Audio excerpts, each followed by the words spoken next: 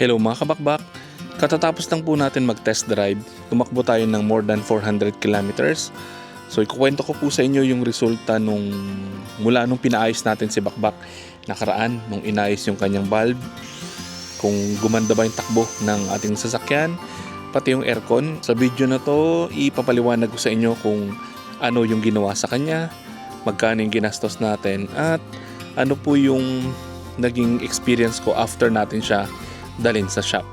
So yan po yung itsura ni Bakbak. Yan, puro putik. Kasi yung inikot po natin sa south ng Palawan, umikot tayo, umabot tayo ng Quezon, yung tinatawag namin Quezon Loop. Yan. So dumaan tayo sa highway, tapos after ng Quezon, dumaan na tayo ng West Coast.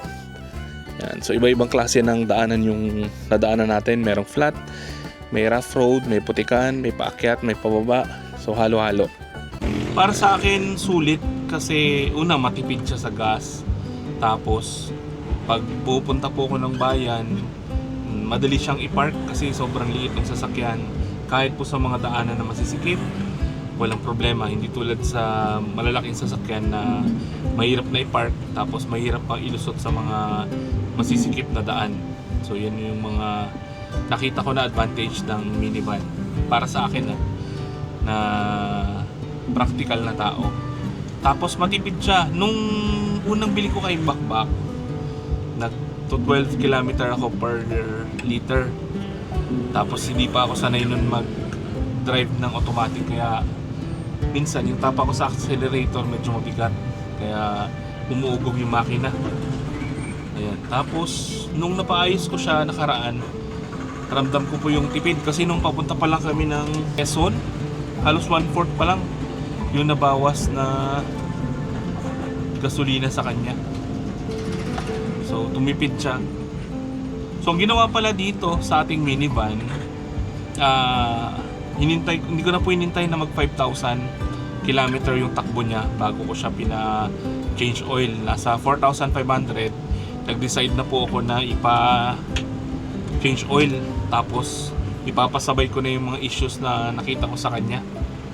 So ang ginawa ko, bumili ako ng langis. Yung langis po na nabili ko, 4 na litro, galon kasi yung binili ko. Sobra na 1 galon yun. Ang kakasya lang kasi dito sa minivan 3 liters, pero binili natin 1 galon. Tapos filter, nagpalit na rin tayo, kaya umabot tayo ng kulang-kulang 1.5 dun sa langis tsaka sa filter. Tapos yung labor, yung pinagawa natin nakaraan, yung inayos nila yung valve, kasi pag check nila gamit yung feeler gauge, sa 12 na valve na yun merong 1 sira. Yung ginawa nila, tinanggal nila yung campal wear. So yung campal wear, yung para siyang gapiso lang kaliit, kinaskas nila yon para magpantay. Tapos binalik ulit, kaya medyo gumanda na yung hatak. Ramdam ko rin na may pagbabago doon sa hatak ng ating sasakyan. Yung aircon, pinaayos na rin natin kasi yung problema nito, yung aircon natin dati lumalamig siya, tapos after few minutes namamatay yung lamig. So ginawa nila, binawasan nila ng washer ba yun? Spacer. Basta tinanggal sila na 1 piraso na parang washer. So yun, ngayon okay na. Natry namin mula Abo-Abo, yung kanto papasok ng Quezon, hanggang dun sa loob ng Quezon naka-aircon kami. So hindi naman siya ganoon kalakas gumastos ng fuel, kasi pagdating ng Quezon, 1/4 ng full tank niya yung nabawas. Mula Puerto pa po yun. So matipid talaga siya. Tapos yung isa pang pinagawa natin, yung gas tank cover. Kasi pag nagpapagas po ako, ang ginagawa ng mga gas pump attendant, binubuksan po nila bigla yung takip hanggang sa naputol, tatanggal yung parang bisagra. So yun kasama sa pinagawa ko. Ang total na binayaran ko 1,500 lang. Yung sa valve, chinek nila yung valve, tapos nilinis yung mga spark plug, tapos inayos yung aircon, pati yung paggawa nila ng bracket tsaka ng bisagra nung gas tank cover. So 1.5 lang lahat. So total of 3,000 yung ginastos natin kay Bakbak nung napakondisyon natin siya. Then ginamit namin siya for charity event. sa Quezon. Loaded po yun, pinuno namin ng gamit kasi walang mapagkargahan. Yung mga goods na pinamigay namin sa mga bata, sa mga magulang, mga damit, school supplies, mga pagkain, dala-dala po namin yun. Tapos may kasama ko na isa, puno kami papunta. So ang nagastos lang sa gasolina 1/4 lang pala, 1/4. Tapos kahit puno siya, kayang-kaya. Nung papunta kami wala masyadong akyatin, pero pag pauwi namin galing ng Quezon, doon na po medyo maraming akyatin. Yan, maputik na rough road, pero laban po si Bakbak. Naakyat namin yung isang mataas dyan sa view deck ng Berong. Sobrang haba po nung paakyat pag galing ka ng Quezon pabalik dito sa Puerto. Sobrang haba at taas niya, pero kayang-kaya. Malakas pa po yun, mabilis pa, hindi pa siya sagad, pero umaakyat na siya. Hindi tulad dati na dahil sigaw po yung valve natin, parang gumagapang siya paakyat. Pero ngayon mukhang palaban na si Bakbak. So ready na siya for long ride. Kaya deserve niya rin ngayon na ipakarwash natin. So bigyan natin siya ng magandang treatment dahil satisfied tayo sa service niya sa atin nakaraan. So yung sobrang layo, mga more than 400 kilometers yung base dito sa kilometer na tinakbo nung ating sasakyan. So ganun siya kalayo. Tapos ikot-ikot pa kami sa bayan, pabalik-balik hanggang pa uwi dito sa Puerto. So almost 400 kilometers din. Tanong ko, nagsisisi ba ako sa pagbili ng minivan? Ang sagot ko po dyan, hindi. Kasi sulit po yung pagkakabili ko dito sa minivan. Although second hand siya, diba, galing siya sa Japan, surplus na. Tapos nabili ko pa siya second hand. So talagang maswerte lang ako kasi medyo maalaga yung unang may-ari. Actually, pangatlo na po ako may-ari nito. Swerte ko lang kasi yung unang dalawang may-ari kay Bakbak, talagang maingat din, inalagaan siya. Kaya nung nabili ko, nung sinilip namin yung ilalim, wala pang mga sira. Ayan. Tapos na-provide niya po yung need ko as daily driver, pang service, papunta ng mga bayan, papunta sa mga iba't ibang lugar dito sa Palawan. Tapos pangalawa, nagagamit ko siya as camper. So dyan na po ako natutulog pag nagka-camping kami. Mas mabilis po yung pag-setup ko kasi ayusin ko lang higaan dyan sa likod, makakatulog na ako. Tapos pagka-aalis, madali lang, konting ligpit lang ng mga gamit na nilabas, larga na ulit. Yung pangatlong objective ko sa pagbili nito, yun pa yung di ko nagagawa.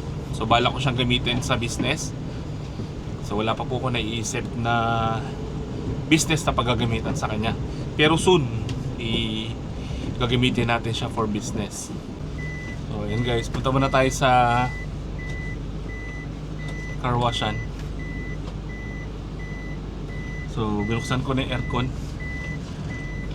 Tapos yung isa pang na-observe ko, pag ginamit ko yung aircon, tapos naka full stop, hindi makaalis yung sasakyan. Ang tagal niyang bumuelo bago umandar. So minsan kailangan ko pang patayin yung aircon para makaalis yung sasakyan. Pero ngayon, kahit naka-aircon, ito, naka-aircon po tayo. Ayun, nakasara yung mga bintana. Malakas yung takbo ng sasakyan. So kapag ka-condition pala yung itong minivan, talagang makakaya niya yung mga akyatin. May pinuntahan kaming falls dyan sa Quezon, yung Balaybayin Falls. Rough road po siya papasok, tapos mga ilang akyatin din. Hindi siya ganun ka taas, katarik, kahaba, pero malalaking bato po kasi. May isang part lang doon na medyo bumara tayo kasi nalaglag yung tent ng kasama natin. Iniwasan ko yung tent, napunta ako doon sa mga loose na bato. Huwag lang madulas. Ayan, so akyatin guys. Talon-talon. Ayan, no? Hey! Allah! Kaya-kaya ni Bakbak to guys. Basic. Basic. Dudulas yung Nga pala, laglag, tent. yung yung sinasakyan namin na to, Pinakalaglag ng tent, pambira. Bakbak pala ang pangalan nito. So, doon pa talaga dumaan sa ano.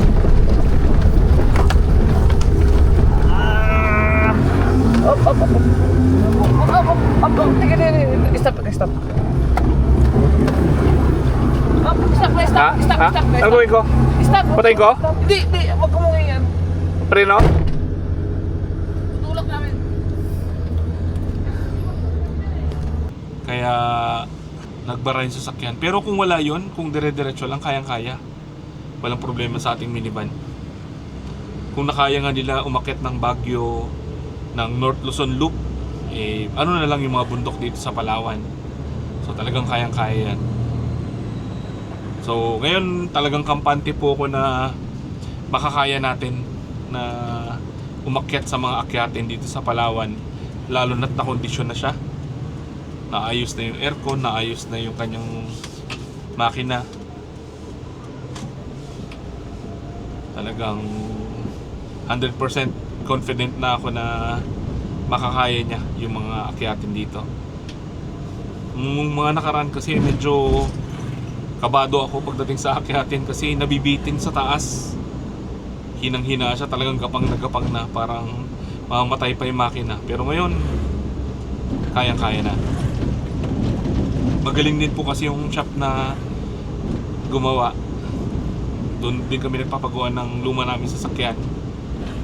Kasi nung time na nilinis na yung mga spark plug, napansin ng may-ari ng shop, pag ini-start yung ignition, parang may parang nagbabasyo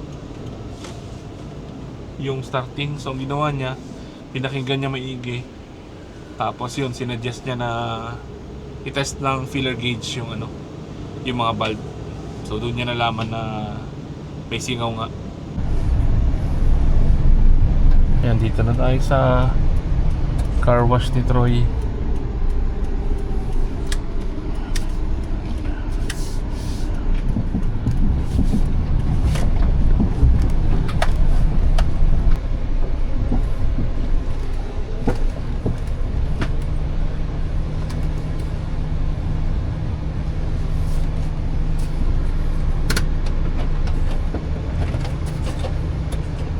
Kaya sa mga nagdadalawang isip na bumili ng minivan, kung hindi naman po kayo naghahanap ng super lakas na sasakyan, super bilis ng sasakyan, pero ang gusto nyo ay convenient, malaki, maluwag, pwede sa business, pwede pang travel, itong minivan at tipid sa gasolina. So itong minivan yung may re-recommend ko sa inyo as minivan user din. So sana nakatulong yung information para makadecide kayo kung pwede rin sa inyo yung minivan. Bye-bye!